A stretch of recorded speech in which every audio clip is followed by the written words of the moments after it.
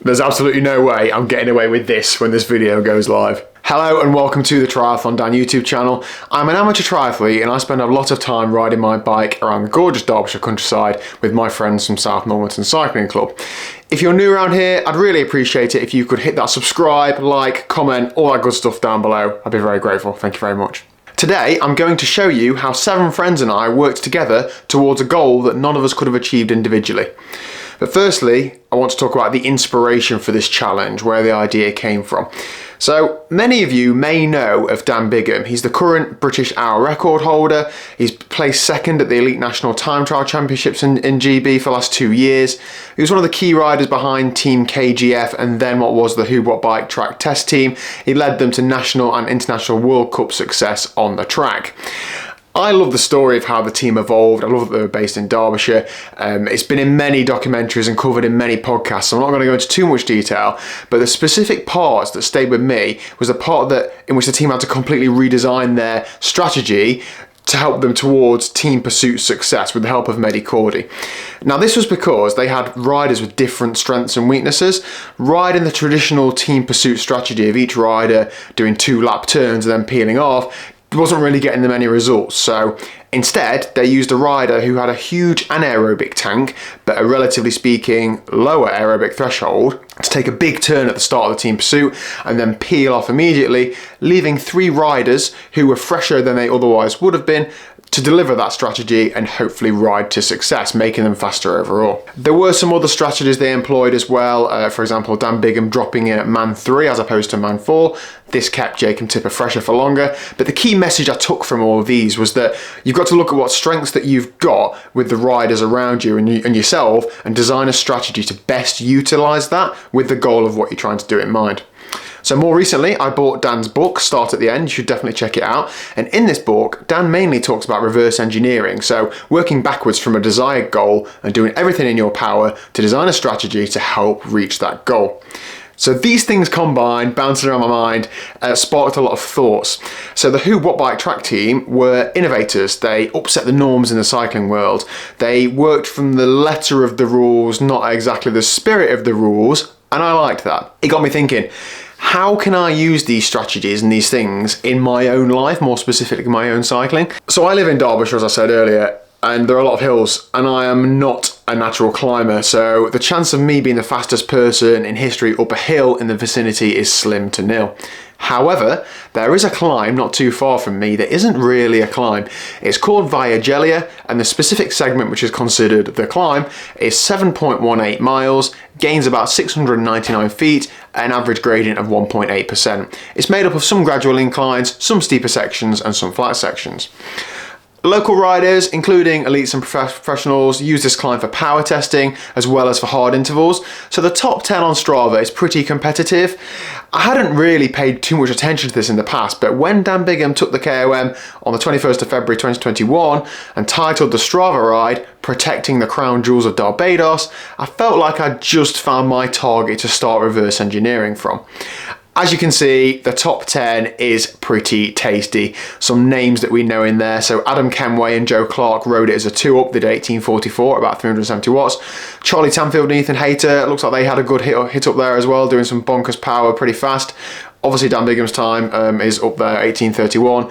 Ethan Vernon as well, under 19 minutes, and then Ross Lamb, local rider for Ribble Weldtite, 1926. So it's competitive. The fastest time I've ever done this climb was actually set a few weeks ago in the summer of 2022. There were 4 or 5 of us and we worked pretty hard as a group together, and I did 21:03 at an average power of 340 watts, 2.5 minutes down and 3 miles an hour down the KOM pace. But this was just a training ride. I'd already been making plans with my friends to conquer this segment another day. Now, I ride with some pretty good bike riders, but we're just club level cyclists. None of us are individually capable of a performance that would result in us riding faster up this climb than Dan Bigham. But with the right strategy, team approach, and some good luck with the weather, we might just be in with a shot at this segment. I found my target. Now my friend Matt is a lot smarter than I am, and in the spring of 2021, with promises of Strava segment glory and a substantial amount of begging, he agreed to help me with this project, specifically looking at what we would ourselves and our friends need to do in order to get this KOM. This involved testing on the climb, lots of best bike split modelling. We were running numbers for different weather scenarios, different riders, road and TT bikes, and different pacing strategies. Now, this was a pretty demoralising process in honesty, as it became clear that no matter which way we worked it, we just wouldn't be good enough to get it. Simple as that. It wasn't an equipment issue, it wasn't a strategy issue, we just weren't going to be good enough. We didn't have the power required to be able to take that time. Also, in honesty, I personally wasn't in anywhere near good enough shape to be of any use to my friends. They were head and shoulders fitter than I was at the time. It was getting me down, and so to be honest, I just parked the idea. I still had it in the back of my mind and I thought about it often, but I just knew that it was outside my capability for that year, but it was definitely something I wanted to revisit. So 2022 rolls around, I'm a fair bit fitter and incredibly motivated to give this KOM attempt a go. I'd taken the non-start of 2021 as a failure, and I didn't want it to be one of those things that I just talked about and never happened. I had done some steady for him riding with local elite rider Adam Kenway. He's got a full-time job, but he also rides for Brother UK. He's a breakaway and time trial effort specialist and ex-national hill climb champion, so the boy can ride a bike. But more importantly, I learned that he did hold the KOM on Via Gellia until Dan Bigham took it off him in February 2021. This meant that he was more than capable, but more importantly, he was motivated. And so again, with promises of Strava glory, I recruited Adam to the team. This gave us a new dynamic, so our findings in 2021 told us that we needed at least one super strong rider if we stood any chance of getting this Strava KOM. But the issue was that if Adam gave this climb a proper go on his own, it's unlikely that many or any of us would be able to hold his wheel, especially on the steeper ramps when drafting is less of a benefit. And that isn't a very cool story to sit here and tell. Now, maybe Adam could have got this segment on his own, but we didn't just want to chip a few seconds off of this time. We wanted to take it by a good margin, put it on the shelf, so to speak, and that appealed to him. So with Matt's help, we went back to the drawing board. We thought about how do we use the riders that we do have to firstly put Adam in a strong position to get the fastest time as a number one priority, but as a secondary priority to get as many of our friends as possible across that line as close to Adam as possible as well. I reflected on the who, what bike team pursuit strategy, a rider peeling off and not rejoining the back of the line because they'd emptied their tank in the name of team success at the expense of their own. And I liked that. It opened doors for more aggressive pacing strategies. The numbers looked a lot more convincing. Now I had to get some others on board. And this is where I have to say a massive thank you to my friends. When I talked about this project, of course, not everybody was as enthusiastic as I was. It didn't mean anything to them. It was a project that I wanted to complete, but I needed their cooperation to be able to do so. However, they could all tell how much it meant to me, and the positive responses and interest in the project were absolutely brilliant, and I'll genuinely be forever grateful to them for entertaining this idea with me. I was asking the majority of them to ride very hard, in most cases to exhaustion, up a hill, to only go part way up of a hill, and essentially get nothing, and not many people would be willing to do that. So the fact that so many of my friends were willing to, I'm absolutely over the moon. So this segment is unfortunately a victim to a common prevailing headwind. Only on the odd day is there a tailwind. Dan Bigham did have a good cross tailwind on the day that he took the segment, but we had to set a date for the segment. There were too many variables involved, and the limiting factor was our physical capability, so we had to just plan it in and hope. Now, we lost a couple of people in the lead up to it due to life commitments, injuries and illnesses, but on the 16th of July 2022, 8 of us met in Cromford to tackle this damn hill. From the testing that we'd done and the numbers that Matt had ran, we knew or hoped that generally speaking, the rider on the front of the train had to be holding between 450 to 460 watts, 456 watts to be precise. This would put us slightly ahead of KOM pace, allowing for a less favourable wind or things not going entirely to plan. Now, this will differ slightly from rider to rider. Obviously, some people weigh different amounts, some people are more aero than others and so on, but it gave us a good rule of thumb to ask riders to ride at. We didn't want to make it too complicated. It was a balance of holding a fast enough pace and protecting those further back in the line to be able to push the required power when they hit the front. Testing had told us that the power at the second wheel would be about 385 watts and third wheel would be about 350, give or take. So we had the power requirement for the rider on the front to be holding. What we didn't have was the who is going to do that, in what order are we going to do it, and for how long we're going to do it. Pretty key information, I'm sure you will agree. We couldn't ask everybody to do a specific testing protocol. It just isn't feasible for everybody to do alongside training, life and their own event targets. Added to that, none of us are sports scientists, so we wouldn't know what testing protocol to set anyway, so we didn't really know what to do. We had to use the knowledge that we had of the riders' fitness, as well as the information they would volunteer, so some would volunteer some information, along with a bit of sheer determination and willpower. As silly as it sounds, I was trying to gauge how people were riding in the weeks leading up to the effort and making changes as required, because people had different target events and so form would fluctuate wildly. This wasn't a target event for 95% of the people taking part. Now, going back to the addition of Adam Kenway being added to the team, we'd obviously very quickly come to the conclusion that our best hopes of delivering a rider to the top of the climb faster than Dan Bigham did was in Adam. But I wanted at least one of our riders to be on the virtual podium as well, ideally with the same time, but if not, then as close as possible. Selecting the rider was difficult because we needed strong riders to take turns earlier on to put ourselves in a position to take the KOM, but we also needed strong riders to be able to hold on to Adam when he got his nose in the wind. We're just a group of friends. We don't have a squad of riders to select from, much like Who What Bike didn't as well. Eventually, Matt and I agreed on the order in which we would ride, and the event rolled around. So we had 8 riders make it to the event day. We'd lost a couple due to injuries, illness, etc. We're all amateurs, but we had a plan, and that was this.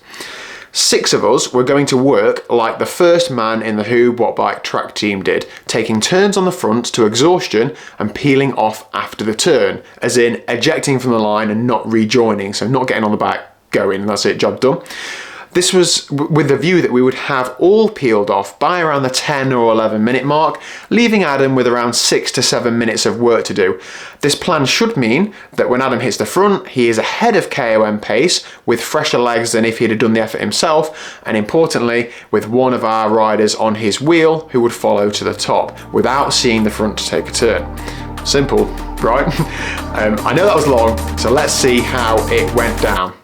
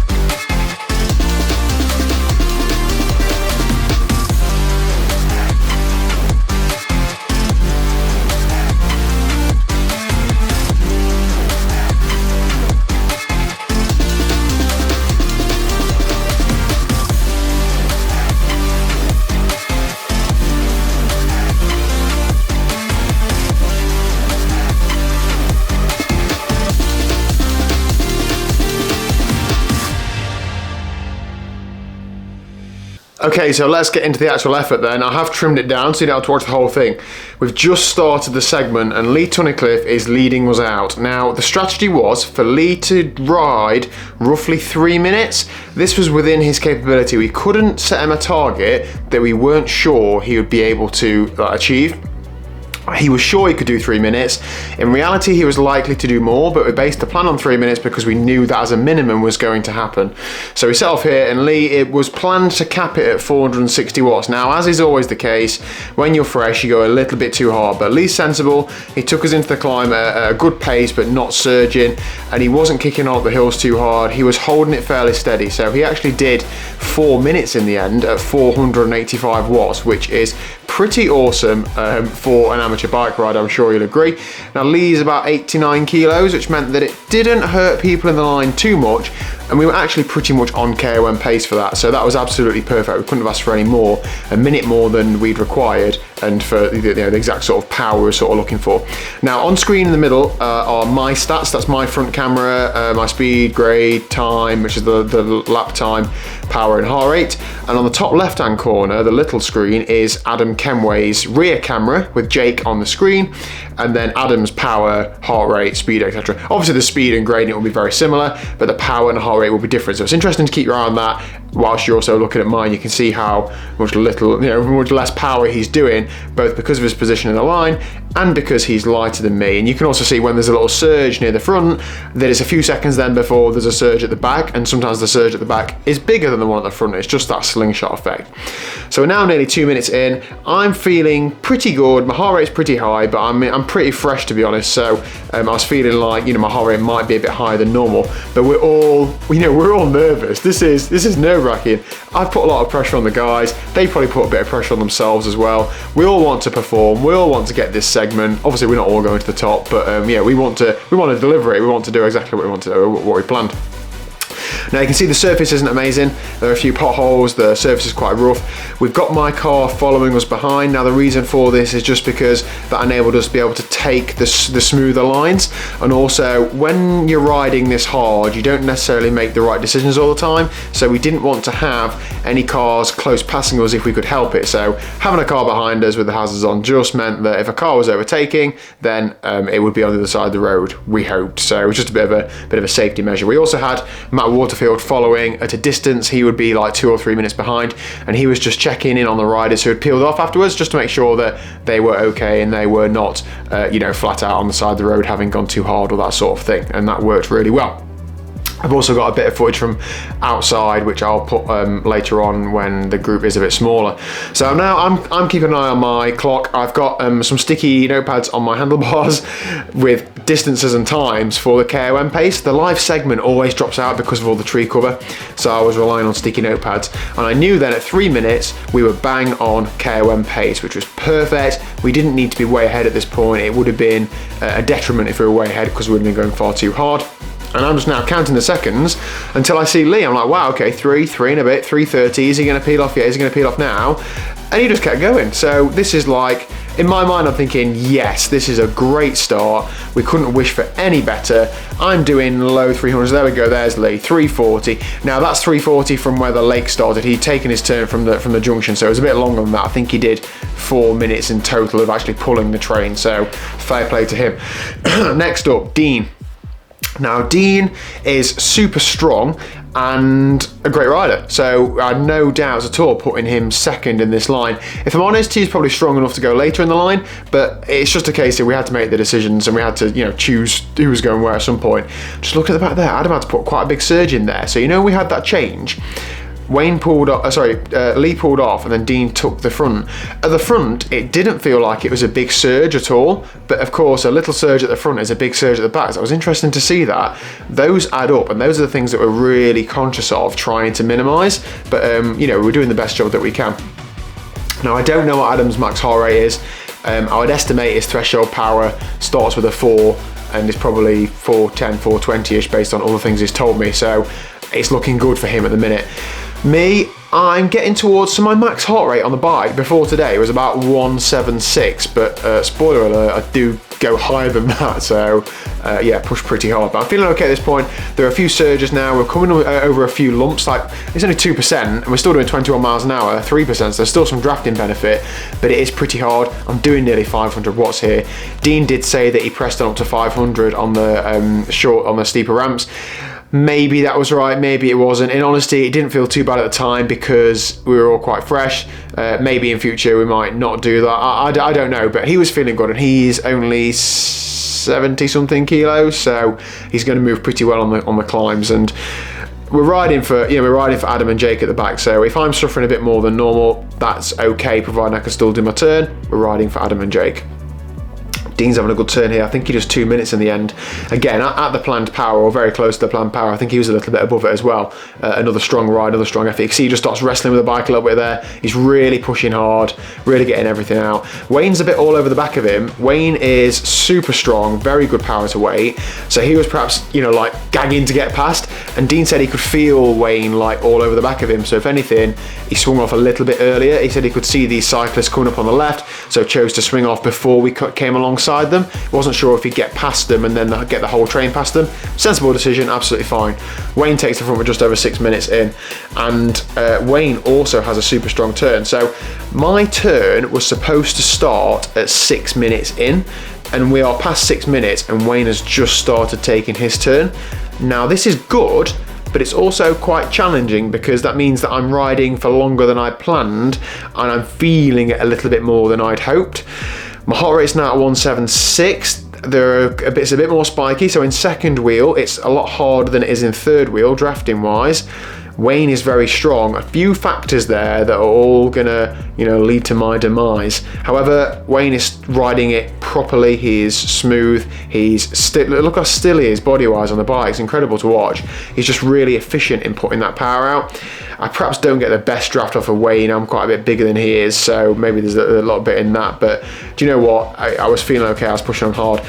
Now Wayne did 2 minutes at 460 watts, and I did 2 minutes at 439 watts on his wheel.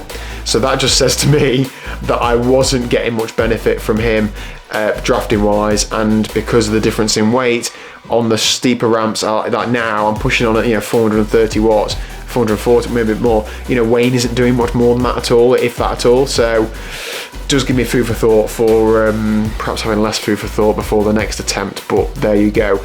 7 minutes 40 in now. Blimey, this is a super solid turn from Wayne. Now all I'm thinking now is, brilliant, I'm feeling okay. I glanced down at my heart rate at this point, I saw 179, I was like, what? And then Wayne pulls over there, 2 minute turn. Awesome work, Wayne, brilliant. So now I kick on, it's my turn. If I'm honest, I am feeling it. This was hard. I'm already a lot deeper in than I thought I would be. So I'm pushing on, but immediately I haven't got that kick. I'm only able to hold pretty much the same power that I was holding on Wayne's wheel. Now, 450 odd watts is still plenty of power, 180 beats a minute. It's still enough power. It's on plan, there we go, 450, 460. But I know that I've not got 90 seconds in me. I'm trying desperately to keep it above 430, 440. I need to practice what I preach. I told the guys that if you're feeling it, you still need to do a decent turn at best effort, so that's what I'm doing. I've got in my mind that I don't perhaps need to do the full 90 seconds because we're so far ahead of where we plan to be time-wise, as in people have taken longer turns, but I did want to do at least a minute. I think I did something like 1 minute and 10 in total at about, I think it was 445 watts. So that's not by any means me blowing up, but in honesty, I hoped to at least do the full 90 seconds, if not a little bit more, but we've gone longer than planned. So, I'm absolutely happy with that. Now behind me, I had Ollie and then Matt. I don't think you guys have seen much of Ollie. He only moved to the area recently, but he's a super strong cyclist. He used to actually do a lot of racing with, so I flicked the elbow there. And I don't think Ollie saw me, so they come through now. He used to do a lot of racing with Adam Kenway, so although he might not be a road racer anymore, he's still fairly strong. So that's it, my turn done, just over a minute. Brilliant. Now I've cut further ahead now because I didn't have much footage, or much usable footage of the following turns, but Matt and Ollie both did brilliant turns. I think Ollie did 2.5 minutes and Matt did about 1.5 minutes. There's Matt just peeling off now, and then Adam's just taken the front. Awesome turns by them. They were about 12 minutes into the effort, and as you can see, Adam has absolutely lit the afterburners now, so he knows he's got about 6 to 7 minutes of effort to go. Poor Jake trying to hold his wheel while Adam's doing about 500 watts. This is absolutely crazy. Jake does actually give Adam a couple of turns later on. The wind today was not ideal. We did have a 3 or 4 mile an hour headwind, which doesn't sound like much, but when you're trying to do 25 miles an hour plus, it is a big difference. You can see that Adam has previously ridden this climb hard and he's been doing 30 plus miles an hour for the same power, so it makes a big difference. Adam's now just easing into his effort. Jake comes around and gives him a turn here, so we can see from behind Jake just swinging around and giving Adam a pull. This wasn't it was vaguely in the plan. We'd planned for Adam to pull all the way if we had a big enough cushion and if he felt like he was going fast enough. He didn't feel like that was the case, so he asked Jake for a turn or two, and Jake did, to give him a couple of turns, which is brilliant. Our number one priority is to get Adam the KOM. The number two was to get one of our club mates across as well. So for Jake to give him a turn there, that was absolutely the plan. So I think Jake gives him 2 or 3 turns. The pace does drop ever so slightly. Jake is an amateur bike rider like the rest of us. Adam is, well, I suppose he is officially, but he's not in terms of ability. So Adam then comes around again. When he pulls through, he's not thinking about protecting Jake as much as we were earlier on, because his number one priority now is to get that KOM. Jake is going to be of some use to him later on if he can hang on, so he just needs to not drop him, please Adam, please. But Jake's going to be working hard here. Adam's not been below 400 watts yet.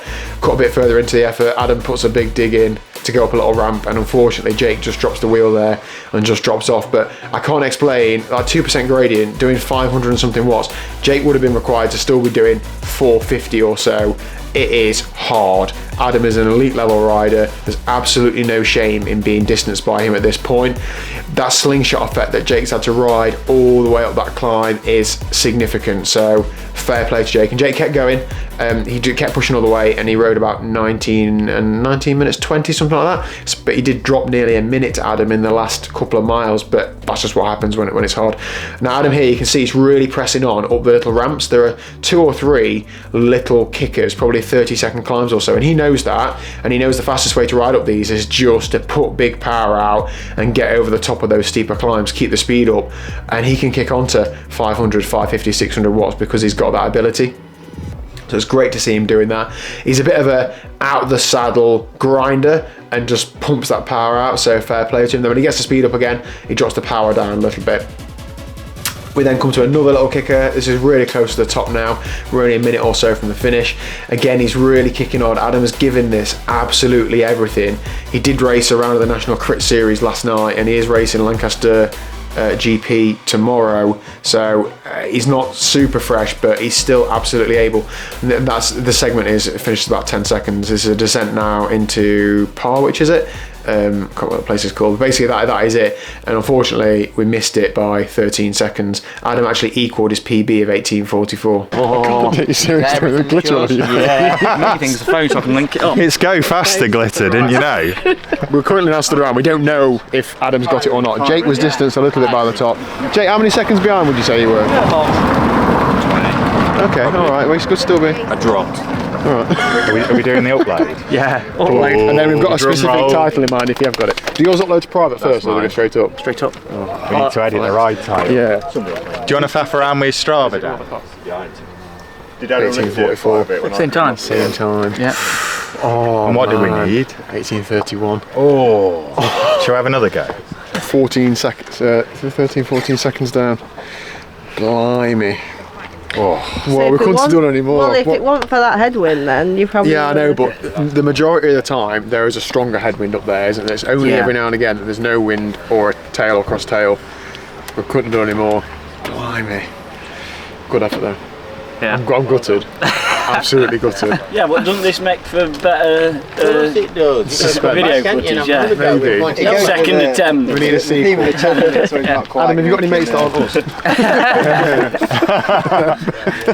That's what I'm From the tail car, it looked as if when it was Adam and Jake, it looked as if a third man would have made a difference and the turns for each of them would have been shorter. That's just anecdotal looking. I don't know what's the number. We had, our team was 2 more people but have dropped out for various reasons. Yeah. So we struggle and we haven't got anybody else that we know or could rely upon or get involved. So we're sort of at the limit of what we could do, but yes, it would have been, absolutely. But we went longer than we planned to. So if anything, it went better than the plan. Yes. I think that's good. Taking into account conditions, Yeah. for you to match your PB on that. Yes. So we need another couple of people, but to be honest, you then get to the point where how long's the line? Every time someone goes off, you're losing a bike. Then. Yeah. You can't have 10 or 12 people. 'Cause it just gets, Or you do a bit more of a chain gang effort. that's it, instead of a minute and a half to fail, you pull back in. Yeah. Oh, brilliant. I think something like that. You know, if you do 30 seconds really hard, Yeah. then you can recover. But you're banking on being able to get back on, innit? As we'll find out tomorrow. Yeah. The hardest part of the team time trial is getting back on. Hold on, are we not going again and doing a chain gang effort? Hey, legs. I've got fresh legs. Need anything taken? Just yourself, mate. He wants to have another go. Do you want to have We another could go? compare with a chain gang When you effort, couldn't we? shouted, go on Dan, I thought, I must be really blowing up now. No. It's meant to be a positive. There we go, day done and dusted. I know that we didn't get the result that we wanted, however, I am still absolutely, genuinely so happy to see the guys come together for a common goal, sacrifice your own performances to try and give success to the few. Honestly, it's made me so happy to see that. It is definitely something, the majority of us agreed this now, that we are going to revisit. When that will be, I don't know. There's just so much logistically to pull together in terms of when people are free, when people are fit and so on. So we're not entirely sure. It's unlikely to be this year. I think we will go back to the drawing board strategy-wise.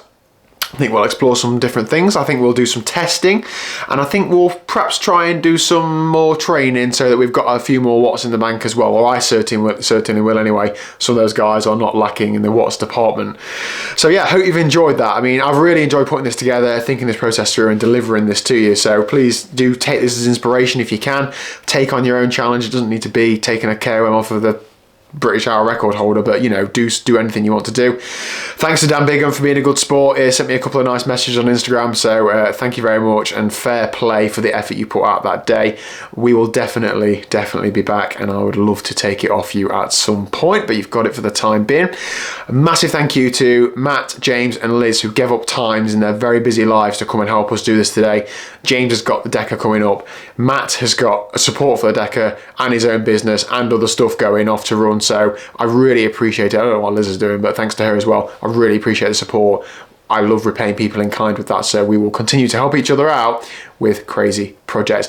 Let me know what you thought down below, and I will see you tomorrow at 1 o'clock for a bit of a more normal video.